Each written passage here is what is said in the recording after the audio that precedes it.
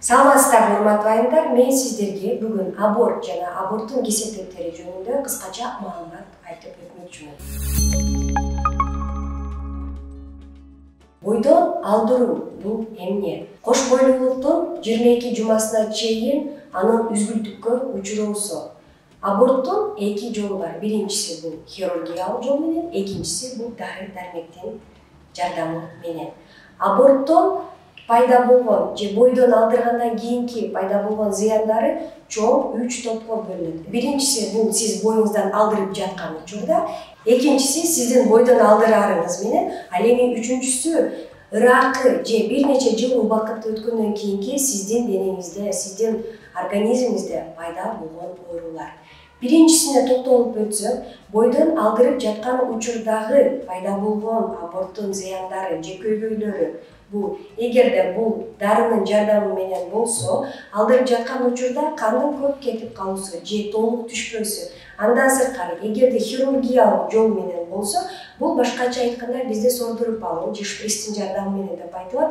Бул жол менен алынып атканда жатындын же жатын моюнчасынын майда жаракат алып калуусу. Ал эми боюңуз экинчи топ, боюңуздан алдырарыңыз менен пайда болгон көйгөйлөрү болсо, таз же башкача айтканда чара органдарынын ириңдеп кетишине чейин алып келген жыныс органдарынын сезгенүүсү.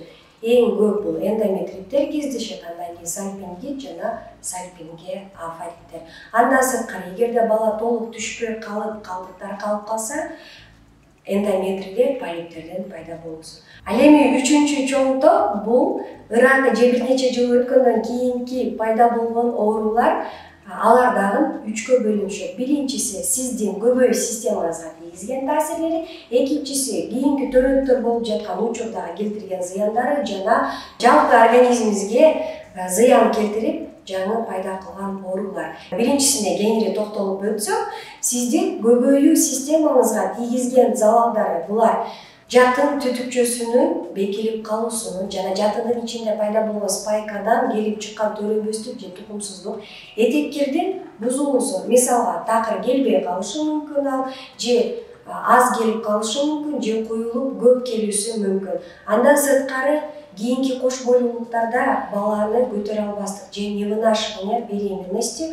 Аборт көп жасаткан айымдарда көбүнчөсү миома, гиперплазия, аденомиоз жана эмчек бездеринин оорулары көп учурайт. Экинчи бөлүккө кайрылып өтсөк, бул сиздин төрөт учуруңузда аборт кандай зыяндар алып келиши мүмкүн. Бул биринчи төрөт учурунда кандын көп кетүүсү, толгоонун алсыздыгы, балдардын ара төрөлүп калуусу жана кош бойлуу мезгилиңизде түшүп калуу коркунучтарынын көптүгү.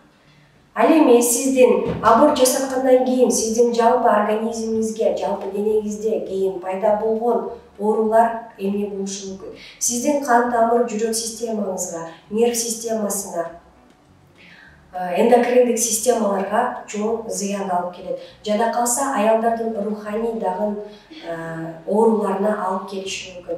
Андан сырткары, кандан калган учурдагы синдромдордун пайда болуусу, алардын күчтүү өтүүсү, ашыкча салмактуулукка жана эмчек бездеринин залал оорусуна чейин алып келиши мүмкүн.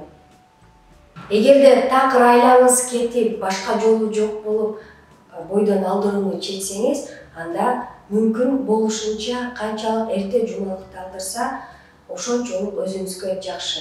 12 неделяга чейин кичинекей срокто аборт жасалат. Ал эми 12 неделядан кийин, эгерде аборт жасаганга чечим кабыл алган болсоңуз, анда бир гана бардык врачтардын комиссиясынан өтүп, документтерди топтоп-туруп, ошол жактан эгер уруксат берилсе, андан кийин гана аборт жасалат. Ага чейин 12 жумадан кийин аборт жасаганга болбойт жана уруксат жок. Бойдон алдыргандан кийин көпчүлүгү сурашат, кийин боюмда болбой калуусу мүмкүнбү деп. Өзгөчө биринчи боюнда болсо, же турмушка чыга элек кыздар, же жаш кыздар болсо да, бойдон алдыргандан кийин 15-20% кийин бойго болбой калуу же бойго бүтүрүүдө көйгөйлөр жаралышы мүмкүн. Бул дегени эмне? 100 аборт жасаткан аялдын ичинен 15-20 бала бойлор бүтүп кийин көйгөйү болушу мүмкүн. Эгерде бирimiz 2 жолу жасатсаңыз, бул процент андан дагы жогорулайт. Өзгөчө жаш кыздар, алардын гормондору толук өзүнө туруктуу боло элек мезгилде аборттор жасалып калса, жана алар көпчүлүк учурда жашырып же толук лечение албай, калтырып коюп, врачтын айткандарын кылбай калып, көбүрөөк осложнениялар пайда болуп калышы мүмкүн.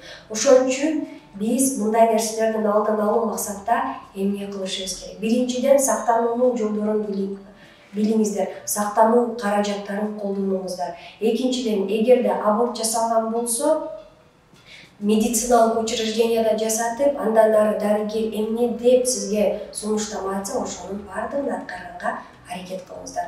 Көбүнчө ушундай зыян кесепеттери болбосу үчүн антибактериалдык дары-дармектер, кийин бойго бүтпөш үчүн жана гормондордун өзүнө кайра калыбына келүүсү үчүн аборттон кийин гормоналдык дарылар жазылат. Аларды дагы колдонуп ичиш керек. Андан сырткары антистресс, витаминдер, чтобы аял өзүнө калыбына келүүсү үчүн. Азыркы учурда өкүндүрчү нерсе, аялдар абортту как бойго бүтпөчү, бойдон алдыруучу каражат, контрацептивдик максатта колдонуп калды. А биз буга каршыбыз. Андан көрө бойго бүтүрбөчү каражаттарды колдонууну сунуштайбыз.